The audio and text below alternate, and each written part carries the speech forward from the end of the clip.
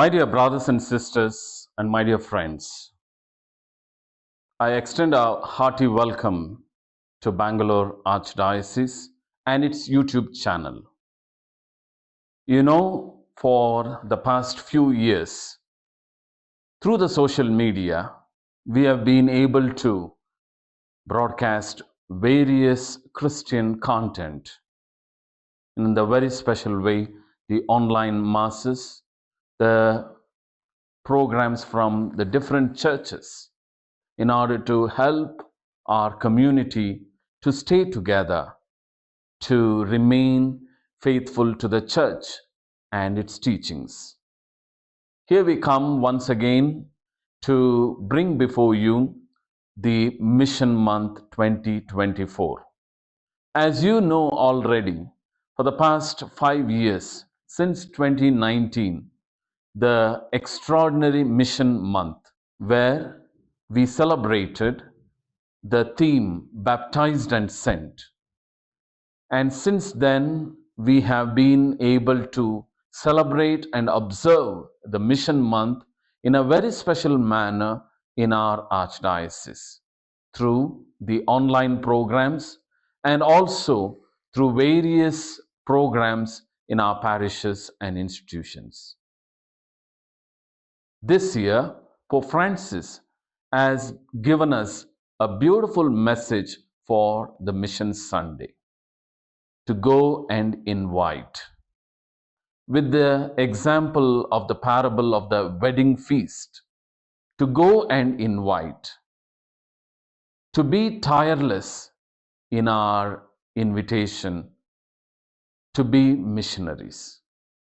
And the Holy Father especially concentrates on the two verbs, go and invite. And this gives us a hint, a reminder, a wake-up call that we are not to be remaining in our own comfort zone, to be seated, but to go and invite. To invite everyone, just like how the disciples, the apostles, they were tirelessly aiming and working to go out into the unknown lands, into the unknown situations and difficulties, so that the mission of Christ was made possible.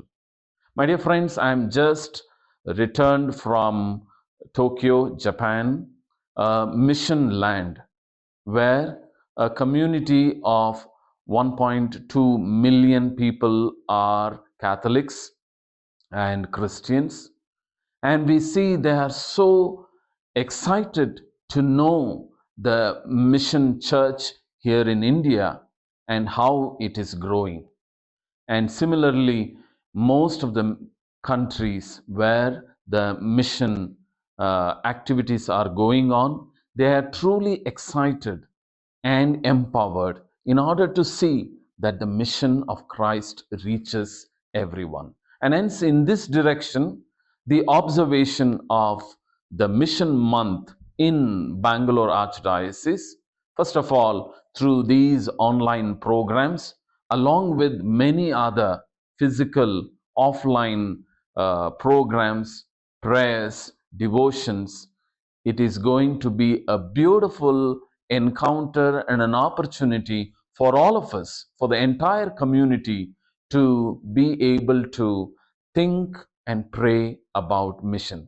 And hence, during this mission month, we will have a lot of programs like the mission interviews, the mission talks, and the presentations, and the mission experiences, and the mission orientations, and inspirations and motivations, which will be packaged in and through various programs, through interviews, through presentations, through talks, so that all of us can benefit. And I'm so excited that we have been able to put together a team of priests, religious brothers, sisters, and lay people who are all involved in order to bring these presentations and programs, so that our observation of Mission Month is truly enriching. And hence, to celebrate the mission month or to celebrate the missions is a lifetime experience. And it is not just limited for one day. And hence, this month will be a beautiful opportunity to journey together, to share our experience, to know more and more about missions. And in this venture, in this journey, on the first day of October, I would like to invite and present our beloved Archbishop who leads us from the front, our Archbishop Peter Machado, who will be addressing us about the Mission Month and who will be introducing to us how that all of us can be part of this Mission Month so that we can truly experience God's blessing in our own land. And as you all know, that Archbishop Peter gives us the weekly shepherd's voice, and in and through his deliberations and many other initiatives in the archdiocese, he is making the mission of Christ a reality.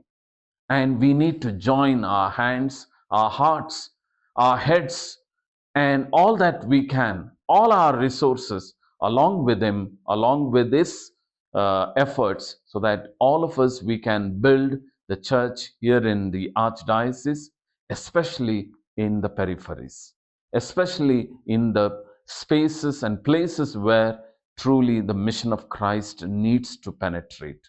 And hence, it is a wonderful opportunity for all of us to go through this mission month and to experience and to pray for the missions in and through the several programs. So I invite Archbishop Peter Machado to inaugurate and address all of us as we begin the mission month. Over to you, Archbishop.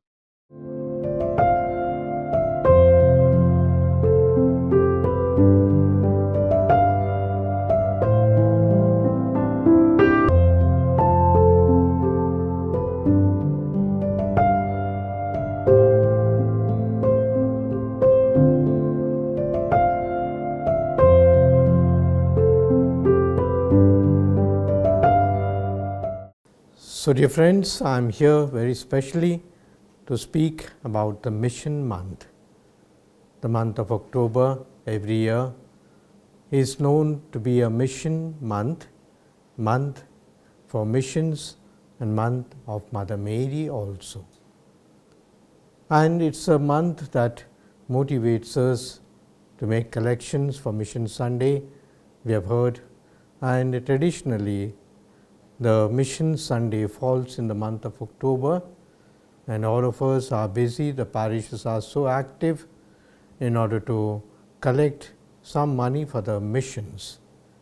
And so we in our Archdiocese of Bangalore, we said money is important, but then money is not the only thing. We need also persons who think about the missions. We need souls to pray for the missions. We need to be enthused and motivated by the missionaries themselves, and therefore we said that perhaps we could make the whole month a month that thinks, that prays, that meditates, that reflects upon the missions. And so we call it a Mission Month. At the Archdiocese of Bangalore, we have already had a meeting of all the different people who could contribute to the thoughts and reflections on the missions, as also we have already alerted many missionary congregations of our Archdiocese. You know, we have so many missionary congregations that are working abroad, that are working in Africa, that are working in North India with the missions. So basically, it would be an exercise on the part of the whole Archdiocese to be enthused, to be absorbed in the spirit of the missions. So first of all, the month begins on 1st of October is the feast of Saint Teresa of the Child Jesus. You know, this saint looks so frail, looks so perhaps very thin and sickly, but then she was always joyful. She was always joyful, and therefore perhaps it's appropriate to start the month with Saint Teresa of the Child Jesus. And you know what's special about her?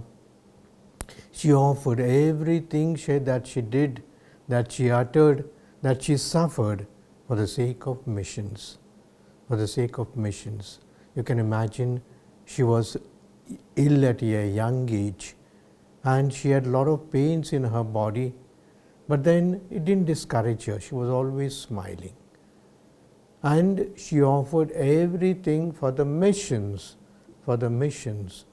So great of her. And today she is considered as the patroness, the second patron or second patroness of the missions, and we call her Saint Teresa of the Child Jesus. We have also the feast of Saint Francis of Assisi, that's on the 4th of the month. And Francis of Assisi was a missionary of a different type. He was a missionary, we could say, of ecology, of environment. He noticed and remarked that nature is very important for us. When we throttle nature, when we stifle the birds, the animals, when we cut down the trees, we are cutting down our own breath. Our own breath. So that is also part of the missions, as it were, to care for the life and upbringing of the people, of the children of God in this world. So what are we going to do in this month now? First of all, starting from the 1st of October till the 31st of October, we will devote each day a particular time, as it were, perhaps in the evening from 7 to 7:30. I do not know how our media apostolate, those who are in charge will organize it, but every day we would have something or other to speak, to talk, to pray, or to see about the missions. And so on these 30 days, first of all, there will be some talks. Our own auxiliary bishops are experts in the mission topics. They will speak. There will also be devotions conducted for missions. For example, the Rosary, Mary, Mother of the Missions. We are even trying to put a day of celebration of Mother Mary for the missions, as it were, because she is the one who, in a way, sent out the disciples. The mission or the missionary spirit was born on the day of the Pentecost, when all the disciples, the apostles, were so scared. They had closed all the doors and perhaps the windows also, and they were very scared. Mother Mary was with them. She was the only woman who was manly with courage, and she must have consoled the disciples. Don't get scared. When my Son sends you the Spirit, it will be a different thing. It was a different thing. When the Spirit came upon them at Pentecost Day, we know that how the disciples just went out. In fact, they must have broken the doors. They went out and they preached aloud in the streets. And what people thought earlier, that they were so frightened, they were incapable, they were not worthy to proclaim and preach, they were scared even to talk to the people, to talk to the higher authorities. But these people were like mad people. In fact, the word is used, they were mad. Some even said they are drunk. So therefore the missions or the missionaries, they were the first missionaries who went out after the Pentecost, and Mary was the one sitting there with them as the mother of missions. And so every day there will be something or other to carry on. There will be surely the missionary congregations who will showcase their missions, not only in our archdiocese, but perhaps in other parts of India and also the world.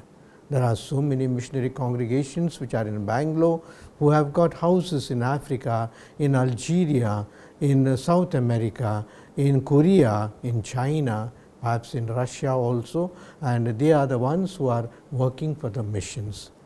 Besides these sort of depictions on the screen, we would also have in the churches and other places certain other devotions or praying for the missions.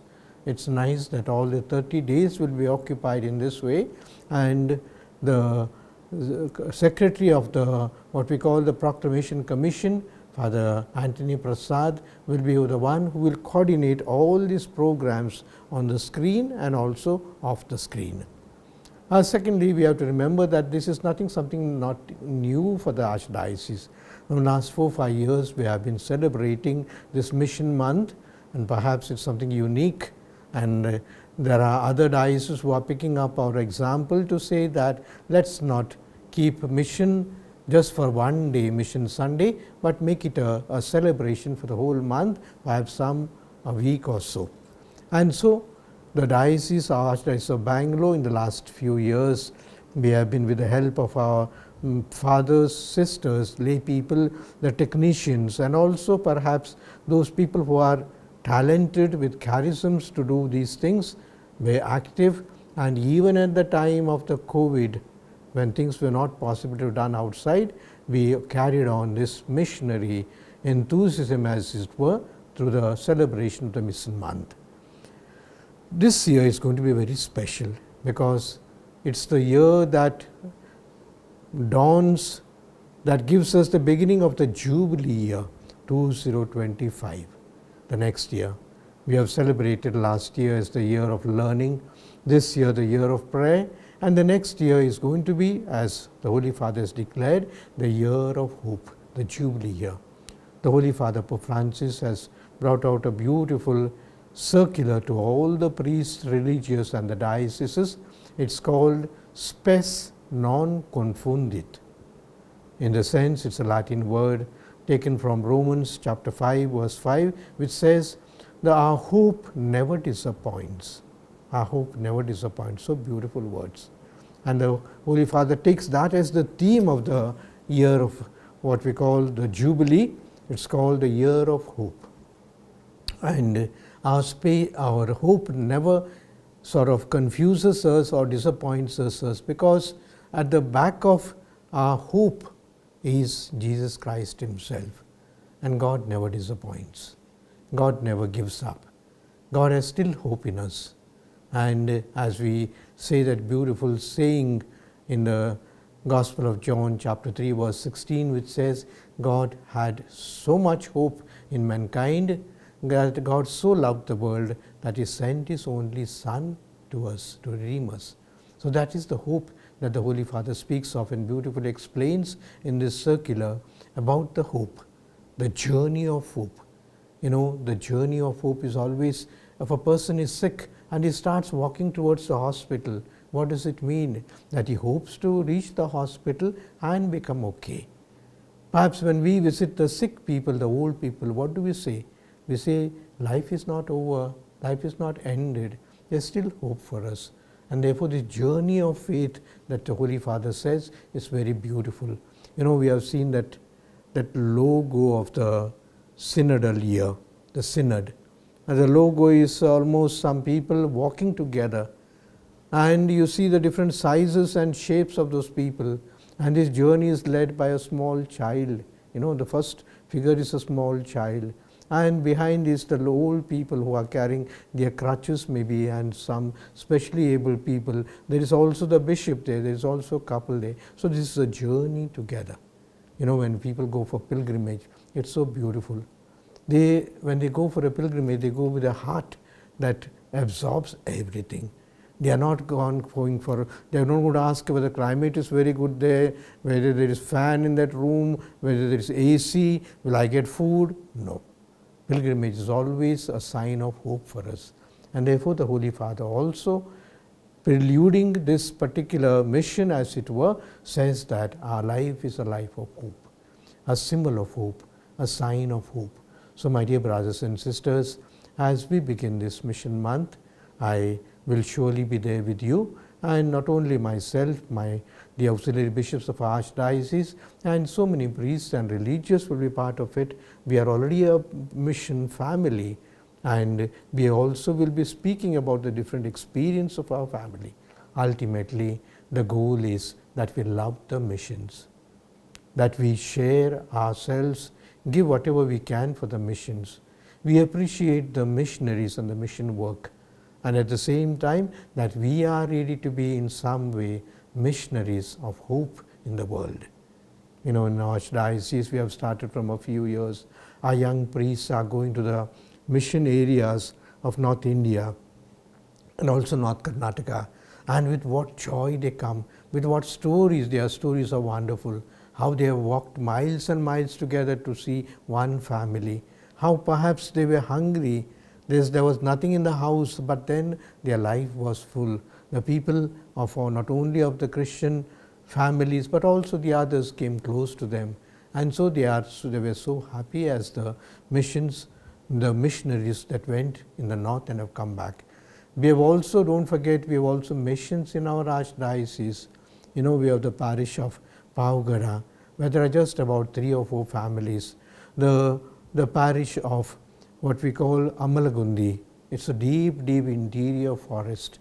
There is also another parish of what's called the parish of Sananhalli, where it's bordering on the Chikmagalur district, and at the same time.